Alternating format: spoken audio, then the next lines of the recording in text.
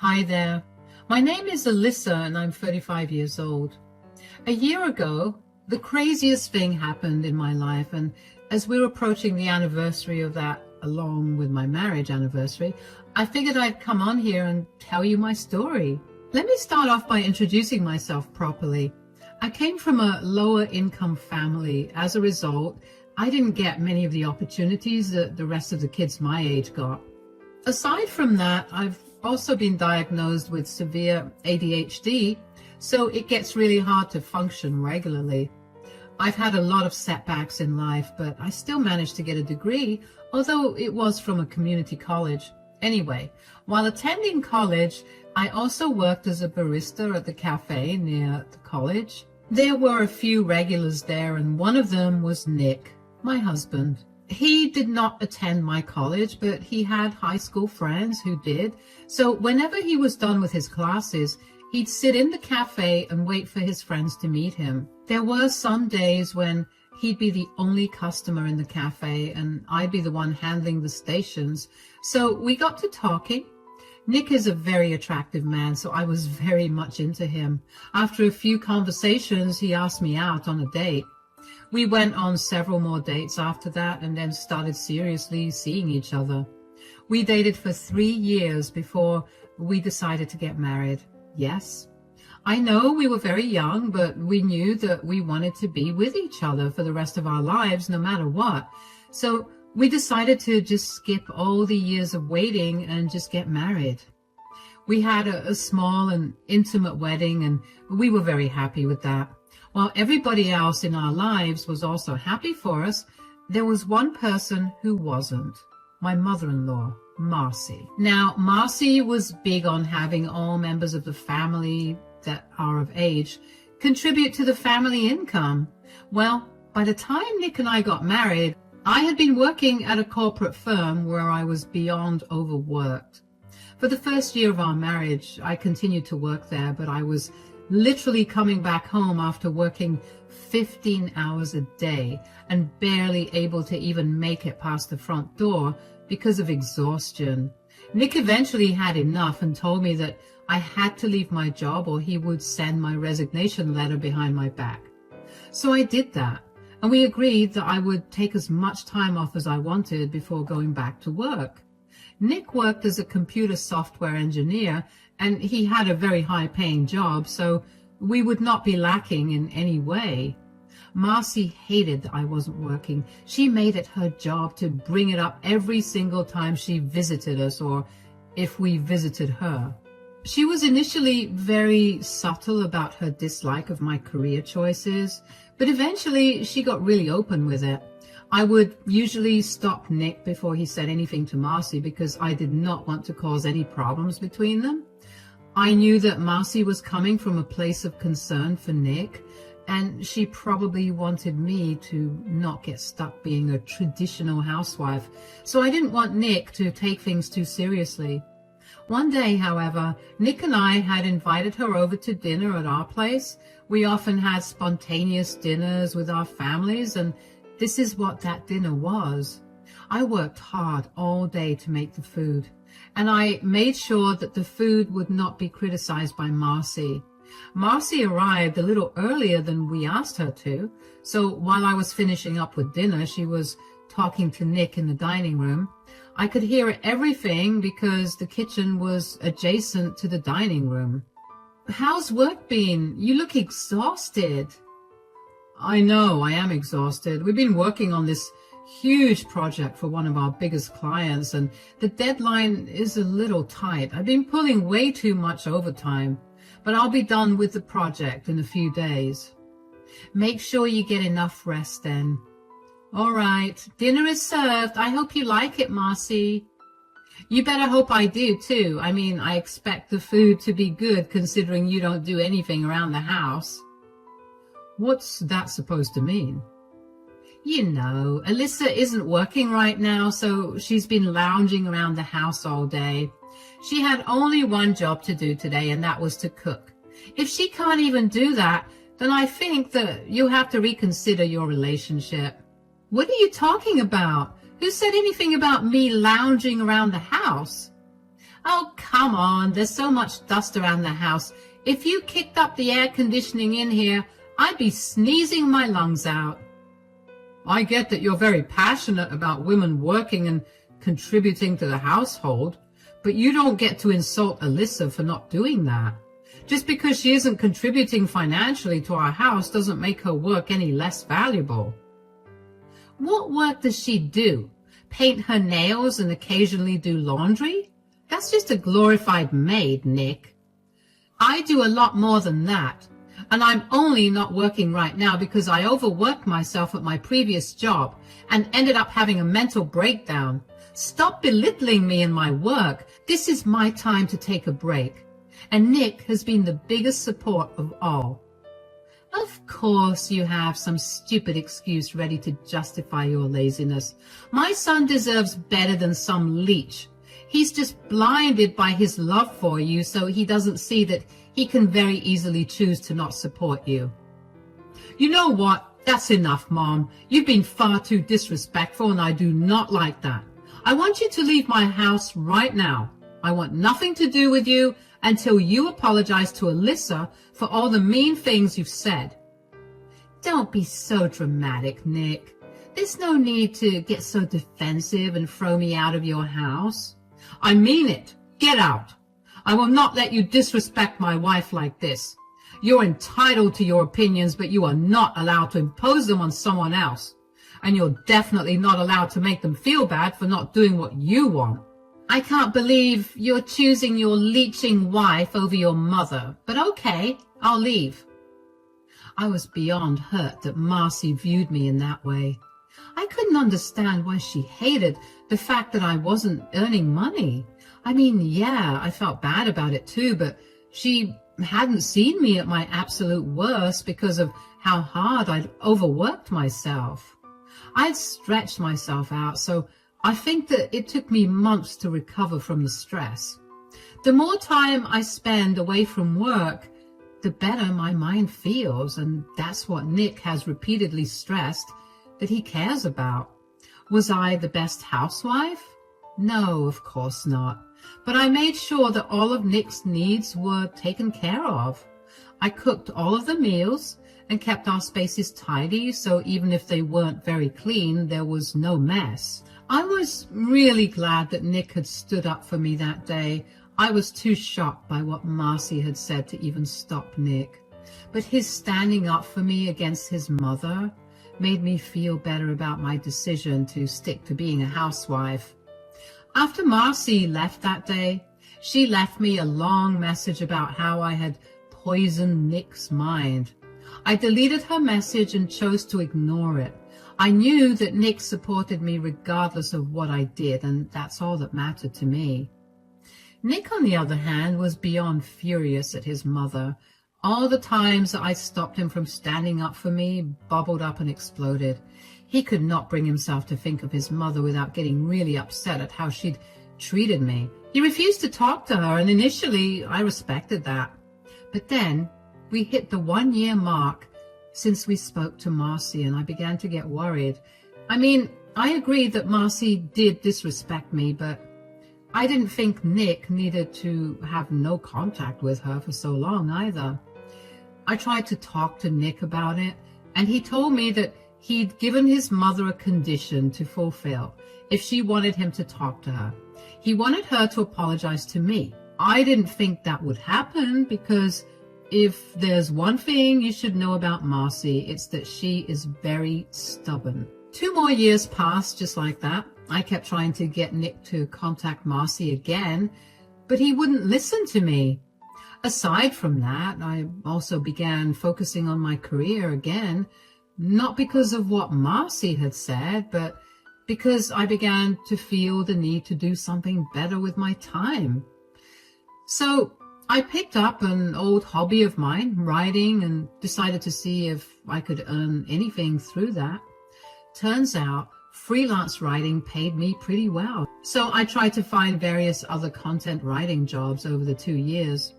One particular day, I'd gotten a call from Marcy. I'm not joking, but I almost dropped my phone when I saw her caller ID. I couldn't fathom why she was calling me, but I hoped that it wasn't about any bad news. I hesitantly picked up the call. Hello? Hi, Alyssa, it's Marcy. Oh, hi Marcy, how are you? It's been a while since we last spoke. Is everything all right? Yeah, everything's good and I'm doing all right. I wanted to talk to you about something. Oh, what is it? Well, we haven't spoken in years and I've been thinking about what got us here. I then realized that I owe you an apology. Really? That is not where I saw this conversation going. I know this must be really shocking to you, but I realized I was being too narrow-minded and the last thing I wanted to do was lose my son. You were right. I should be happy that my son's happy. What happens between you two is none of my business. I overstepped by a lot, and I was too stubborn to apologize. I should have been more empathetic and kind to you. At least that way, I wouldn't have lost so many years of contact with my son. Oh, it's okay, Marcy. You don't have to apologize. It's all water under the bridge now. No, I have to apologize properly. I'm really sorry for what I said to you that day. I was just worried about my son's future and I was being too harsh on you. I shouldn't have done that. Nick is a grown man capable of making his own decisions, and I should have respected that. If he chose you to be by his side for the rest of his life, I can't say anything against that. I only said all that because, well, you know me.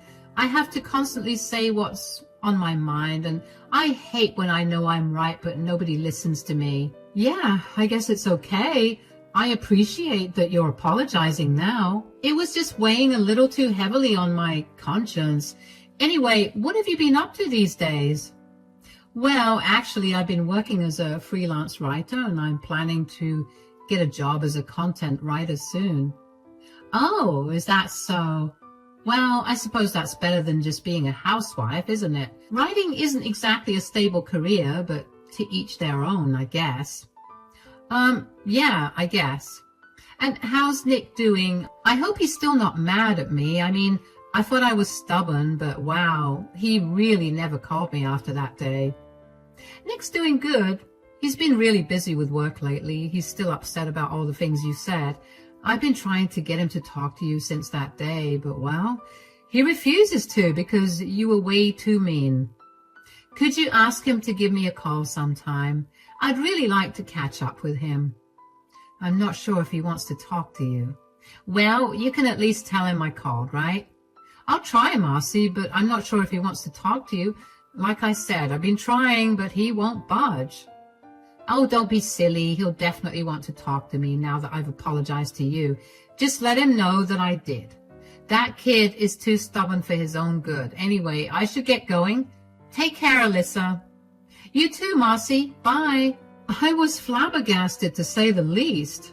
I remember after that phone call, I stared at my phone for a solid minute because I couldn't believe that Marcy had actually called me to apologize.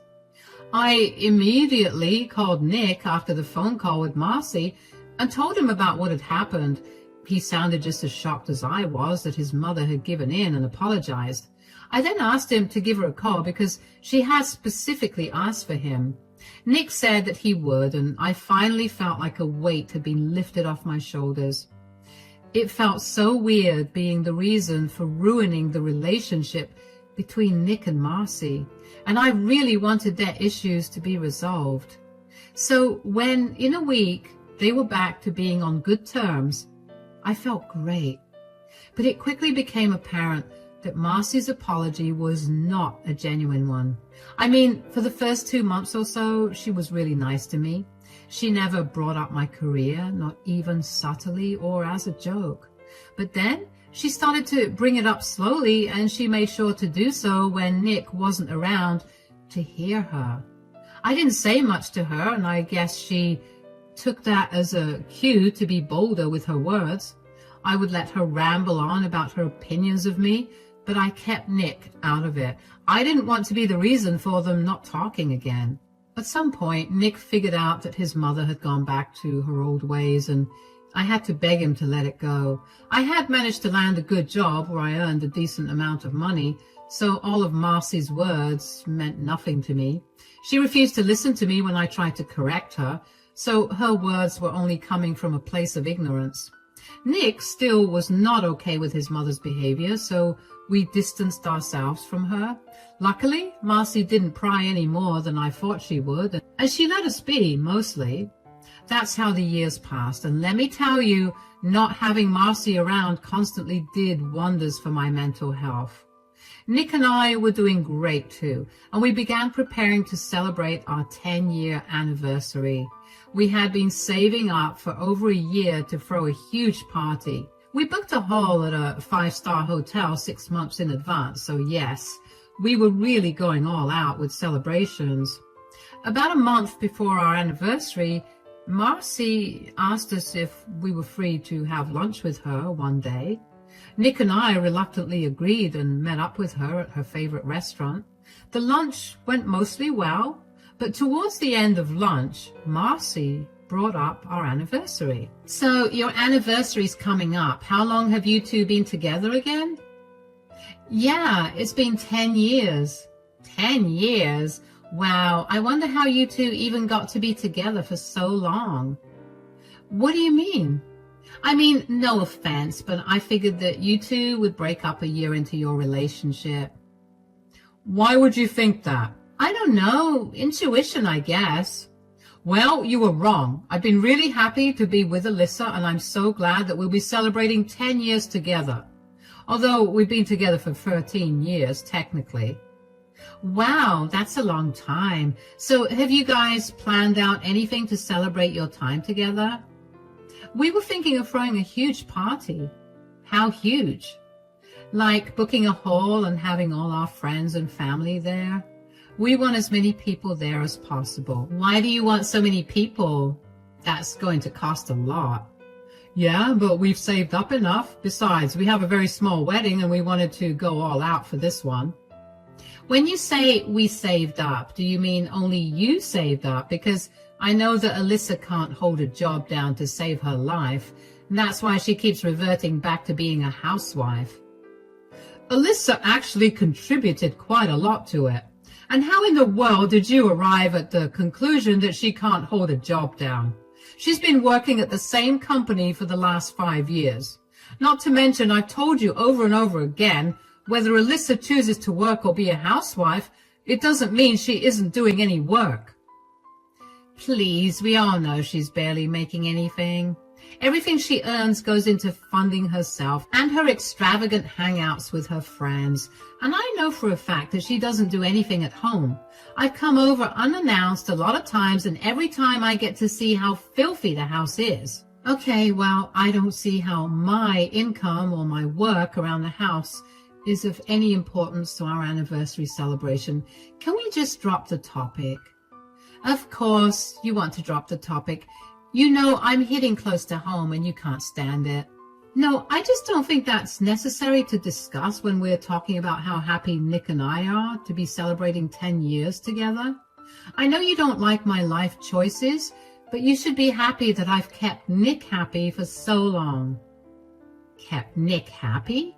You've worked my son to the bone. You do nothing but take all his money so you can dilly-dally and not take over any of the responsibilities. That's enough, Mom. Drop it, or you will not be invited to the party. Whatever. You'll soon realize how right I was about Alyssa being a leech. And when you come crying to me, don't expect me to comfort you. He won't be doing that. Anyway, I have to leave for work right now. Bye. I'll leave too. We'll take care of the bill. Bye, Mom. I don't know why I expected any better from Marcy. Of course she still thought of me as some parasite, even though I was earning more than she was. Nick and I disregarded that lunch with Marcy and chose to focus on planning our grand celebration of our love. We invited all of our family and friends, and while all of them RSVP'd yes, only one person took a long while to respond. That was Nick's grandmother and Marcy's mother, Denise. Denise and I had a great relationship. We got along really well, and Nick was her favorite grandchild. However, Over the last few years, her health had deteriorated significantly, so she was not sure if she'd be able to make it to our party. We didn't mind, and we figured we could meet her earlier in the day to celebrate with her. So imagine our surprise when we saw her there at the party too. Denise had arrived with Marcy, but she'd stayed behind a little so she could surprise us. Marcy had greeted us first. "Happy anniversary, you two. This place is gorgeous." "Thanks a lot, Mom. Of course this place is gorgeous." Alyssa planned the whole thing, and you can't expect anything less from her when it comes to these things. "You sure did pick a good one, darling." "Grandma, you came." "I know I'm old and all that, but I'm not missing out on any of my grandson's milestones. Happy anniversary to both of you." "Thank you so much, Denise, both for the wishes and for coming here today." "This party seems a little dull, don't you think?" "What do you mean?" "I think we need to make a toast to the lovely couple." "That won't be necessary, Mom." "Oh, that's nonsense. There's the mic. Marcy, please, we're not making toasts. Consider this a gift to you two from my side." "Everyone, if I could have your attention, please, I'd like to make a toast to the couple, my son Nick and my daughter-in-law, Alyssa. Thank you all for being here tonight to celebrate their 10th anniversary. It's truly a milestone, isn't it? Now, I just want to say that 10 years seems like a breeze when all you do is mooch off your husband. But somehow, Alyssa, you've managed to make it look effortless. I know you must all be thinking that Alyssa's a working woman right now, but let me tell you, she barely makes minimum wage. Everything she earns goes into her own pleasure, while my poor son has to take the brunt of all the financial responsibilities." "Marcy, that's enough. I mean, really, what have you ever contributed to this marriage besides your laziness and incompetence? Shutting me up right now is of no use. I did my best to try and accept you, but every time I see you not lift a finger while my son works like a dog, my blood boils with rage, and my poor darling son.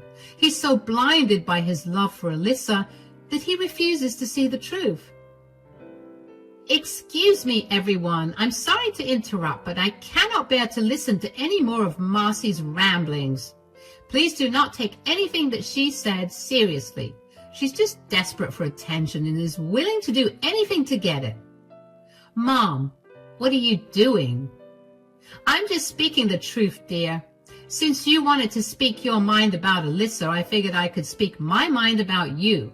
You see, everyone, even if Alyssa were just a housewife or someone who barely earns minimum wage, at least she didn't steal money from her own mother, thinking she wouldn't notice." "What?" "Wait, the money that you had been saving up for your expensive surgery?" "I'm afraid so. Turns out our super feminist Wonder Woman over here lost her job 2 months ago and hasn't been able to get back on her feet. She came to me a few days ago begging me to help her out. I distinctly remember saying no. Marcy cried like a baby, but then she got herself together and asked me if she could cook me dinner. A few bites into dinner, I started to feel groggy. I ended up falling asleep pretty quickly. The next day, when I went into my safe, all the money that I had saved up for my important life-saving surgery was gone." "Mom, how could you say that? That's a lie. You have no proof." "I have plenty of proof. My safe had a hidden camera in it, and it caught you red-handed." "That is not true." "That's enough. I can't believe you would do something like that. Do you even know how long Grandma had to save that money? You constantly gave Alyssa grief for making me work like a dog, yet here you are stealing important money from your own mother." "Nick, please, I didn't. I don't care. I don't want to be around someone who would stoop so low. You need to leave or I will call security." To say I was shocked would be the understatement of the century. I figured that Marcy had something up her sleeve the second she started talking about making a toast. After all, she may have apologized for her behavior years ago, but she still didn't approve of what I did for work. I had no idea about the important surgery that Denise had to get up until that night. I knew that her health was not doing so well, but I had no idea that she needed surgery. Later on, Nick filled me in on the details. Apparently, Denise needed to have surgery done for her heart. It was clogging up and she was at severe risk for a fatal heart attack at any point. She had been slowly collecting her pension money for 2 years in order to get the surgery. Nick had been helping her out every once in a while, and he didn't tell me because Denise had asked him to keep it a secret from everyone. Neither of us knew why she wanted to do that, but I was glad that Nick was able to adhere to her wishes and still help her out. What was the most shocking was for Denise to stand up and expose Marcy that way in front of everyone. Denise is not a very loud person. She loved to keep to herself and was generally pretty quiet. So for her to do that was beyond shocking. Marcy looked like a ghost when Denise exposed her. I have to say that I felt so disgusted by Marcy's actions. That was the last thing I expected of her. I knew she was not a good person, clearly by the way she treated me ever since I got married to Nick. But I didn't think she was capable of stooping even lower than that. The rest of the party went great, and thankfully no one brought up what had happened. Marcy left without making any fuss because she had been embarrassed enough. After the party, Nick and I sat down with Denise to discuss what she wanted to do about Marcy stealing her money. Denise said that she wasn't going to let Marcy go and that she was going to file a report against her. She just didn't do that yet because she didn't want to throw a damper on our celebration. So over the next few weeks, we helped Denise file a report against Marcy, and Marcy was arrested on the grounds of robbery and elder abuse. Marcy looked like a mess. We were there when she got arrested, and the entire time she was screaming and yelling at Nick and me for ruining her life. When a police officer tried to restrain her, she punched him in the face and tried to come towards me. She had this murderous look in her eyes, and I swear I've never been more terrified than in that moment. Thankfully, the officers managed to get her down and handcuffed her before putting her in the car. What followed was a long trial for Marcy, where she was eventually sentenced to 10 years in prison for elder abuse, robbery, and assault of an officer of the law. Never in my life did I think that I'd see the day when Marcy got arrested, but there I was. Nick was an absolute mess. He didn't know what to feel about what his mother had done. He was obviously angry at her for it. At the same time, I knew that it pained him to know that his mother was in jail. Thankfully, he agreed to go to therapy to get his emotions sorted out, and he's doing better now. As for Denise, she got reimbursed for all the money that Marcy had taken from her. She was still a little short on the amount she needed, so Nick and I helped her out. She had her surgery and she's fit as a fiddle now. Nick and I have been spending a lot of time with her after everything that happened. We've all grown closer, and now we even find ourselves joking about the whole incident. It's almost been a year since all of this happened, and Nick and I are quickly approaching our 11th anniversary. Of course, we're going to celebrate. Maybe not as big as last time, but Denise will be a part of the celebration for sure. One thing is definite. Nick and I will never forget our 10th anniversary. Thank you for listening.